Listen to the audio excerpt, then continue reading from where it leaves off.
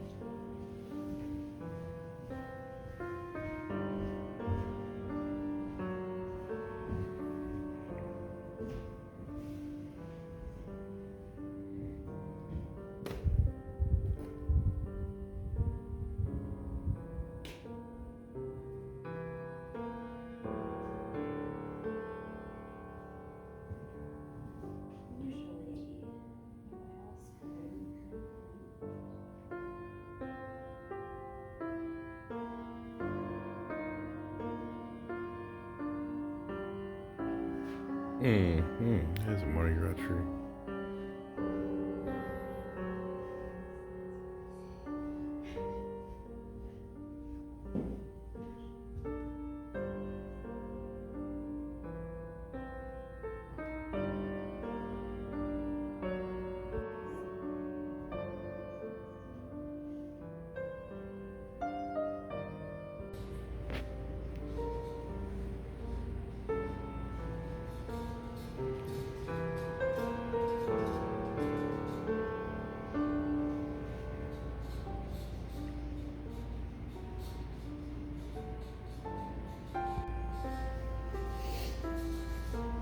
This smells good, doesn't it, Mr. Chef? So you up with the grated things down. What a spread. What a spread, folks. Let's hook you up. Not awake yet. You're really filming. So, what do you think about this place? It's supposed to be awesome. Pretty cool. Of course, I pick another great winner. Yes, Mrs. Chef always picks where we go. She picks some cool places. We are very sleepy. We got in late last night. It's 8 o'clock in the morning. So a long ways from home. Started by Lloyd Hall.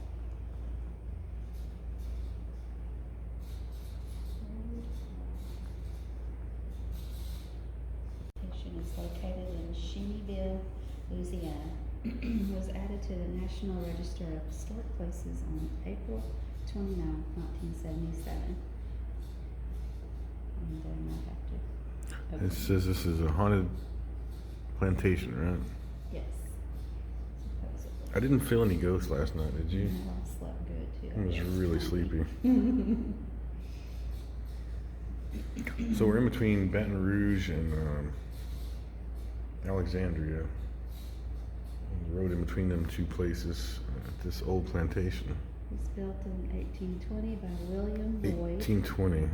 He was executed in the house by Union troops in 1864. So he was executed here in the house. That's why I said it's On haunted. suspicion of being a double spy for both the Union and the Confederate States of America. So he was a spy, and the Union soldiers executed him. Feathered and then hanged in front of his home. So he was tarred and feathered and hung. And I'm thinking that tree right there could be the one, huh? It's a huge tree. It's been there for a couple hundred years, you know? I don't know. Yeah, you You have gotta to show me experience something. for yourself before So, you believe it. I guess they say the only way we're gonna show her that we're here, we're gonna call her name. So the first time it happened, I was giving, plain voice and, Oh my goodness. and I chopped it up because I was housekeeper at the time, and the family was living in the house, and I would say, well, maybe one of the kids stayed home from school today, or one of them were upstairs. So I finished up downstairs, and I went upstairs, and I checked all the second floor and the third floor, and I didn't find anybody. I just started up to my imagination. But people had told me when I come to work here that I was going to experience different things, or Yeah. hear things, see things. So you just And thought you were I wasn't ramping a yourself believer. up. They had to convince me. So it happened 2 more times. After the third time, I said, well, maybe there is somebody here who wanna let me know That his that presence they're is here. here and they're here. Yeah, we wasn't the only one that got his death in his house. It said during the Civil War, upon the 3rd floor of the house, that blood stain is still today, that a Union soldier had deserted and stayed behind and hid away because of one of the young women upstairs. And when he was discovered by one of the family members, a fight went on over the gun that he had.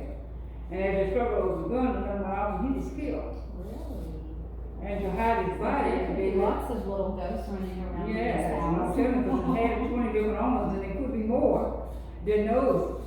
And they who said, knows, you know? yeah, and they said to hide his body, they actually buried him underneath the house, to hide his, wouldn't so the soldiers So would he's see him. underneath the house somewhere to stay? Well, we don't know if he's still there today, he might be, I don't know. They never told us We that. don't wanna They- find out, do we? No, I won't find out. But anyway, he's Wow. supposed to come back at midnight when the moon is full, and appears on the upstairs balcony playing the violin, looking for this young woman. Wow. Well, in the daytime, still to this day, I can honestly say, when I'm in here working, I can hear somebody walking around this plane upstairs. Just hear And I some go up things. there and I look, cause I don't know if somebody's come in and I missed them.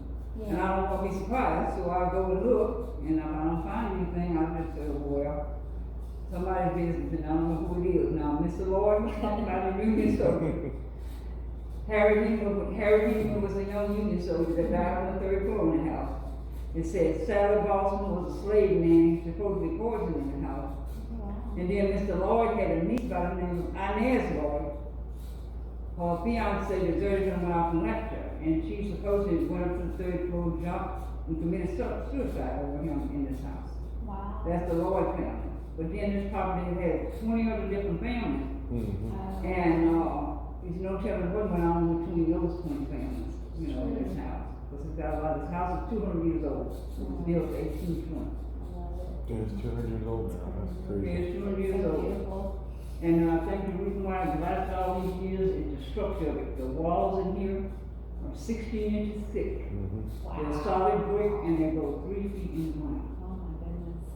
That So was a lot it's of not work. one, it's not going anywhere anytime soon. That was a lot of work back in the day. All of that plastic you be strung to hold together. Yeah. Wow. Yeah, that was put in the house around 1850, all the beautiful medallions and crown moldings and all of that. But Wow. all that ceiling up there, that's plaster, all the ceiling, everything from the window up above the window is plaster. Wow. And when you look at these window panes, you notice some of them kind of cloudy and wavy, some of those are the old original window panes. Yeah. When the Fitzgerald bought this property in 1948, this beautiful house had laid empty for 18 years. Wow. They literally had to come in and bring it back alive. It was used as a barn. People didn't have the money and means to maintain it, because it takes a lot to maintain an old house like this, especially with Sure. a high ceiling. The Yeah. ceiling here on the 1st floor was 16 feet, 14 feet on the 2nd, and 12 on the 3rd floor. That's So it's a lot of amazing. feet. Today, Yeah. there is 6. All right, folks. Trying to film as much as I can for you guys, but I gotta go delete some stuff. I only have a minute and 21 seconds left on this SD card, so trying to get you the cool parts of this story, but a very interesting history in this joint for sure. This table has one big pedestal supports that whole table. And one big pedestal supports that whole table. Wow. You have 2 little legs kind of bouncing in, but really all the weight Really sets on all the that, weight's on that. all on that pedestal. And you have one more leaf to go in there, and when you fully leave it, it's seat 16, right now it's seat 12. Wow. That's pretty awesome. Plantation, we went to New Orleans, and on Magazine Street, there's a guy that designed chandeliers, and he designed these for Lloyd Hall. So when we have a wedding, we clear the chairs out, and the bride put her cake underneath that chandelier and have somebody cut it and serve it from the dining room.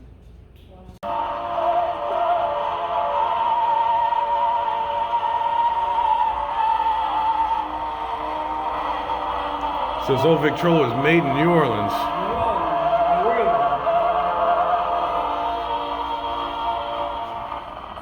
To show the cypress off in the kitchen, so they had these doors sandblasted down to the original cypress wood. This is what that cypress looked like before it had paint on it. Beautiful. Had all that old lead paint, so it took them a while to get it back down to the natural wood. We haven't got to the kitchen yet, but he's a chef. So Okay. the whole thing's gonna be a kitchen. Right here is one of them. You can see it very plainly right Oh, there. wow. And there's another one right there. We recently had paint done about 2 or 3 months ago. They painted in here, but That's the original Union soldier balls, or Yeah, when on they the shot. wall. That's crazy. Wow. Live in the house still? no, I live on the property. I have a house that's about 5 minutes away. Yeah, I drive like that. Never saw one like that before. Look at this mirror. Yeah, that's a beautiful mirror. She went to a state sale in Arkansas.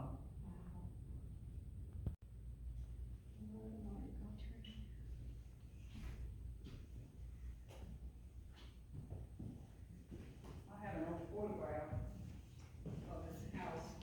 1878. Great grandfather John. Philip Snealing, he was overseer at the time, and their family had this picture. They was searching their family tree and all, and they came by Lloyd Hall and they gave them a picture of that's what the old house looked like. Wow. Had a shingle roof on it, and where the wrought iron is now, there was wood all the way around it and white picket fence on the front. And that's the way they opened it. And when I come to visit you, the way I could tell if you were clear of debt, you'd have that beautiful ball sitting there. That ball symbolized you were free and clear of debt. You could have it made of ivory or marble and set it in there, and they call it a bragging ball. I didn't know that. That's awesome. And if the property is paid for and It's a everything bragging is ball. clear, the ball is in there. But if it's empty like it is now, that means you still owe money on the land or the house. So Mr. Jenkins says he's still working on his ivory ball. He doesn't have everything clear yet. It's not owned yet completely, huh? Yeah. Wow. Oh, yeah, okay. Oh yeah. You can see for 100 miles across here. Yeah, all the way to I-49. That's wild. I didn't realize we were that close.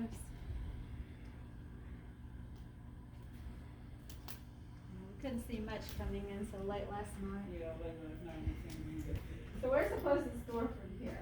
Like a little grocery store or anything like that when you go back to things later? It's nice. Where's the grass? Little fireplace. There's a fireplace in the bedroom as well.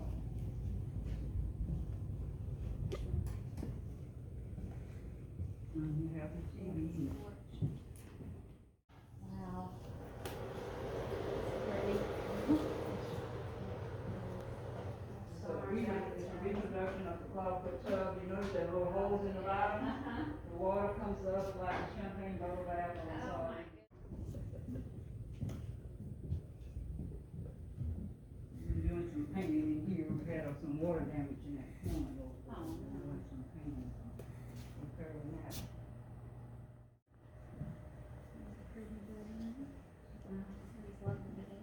Yeah, they are. Goodness. Oh, wow.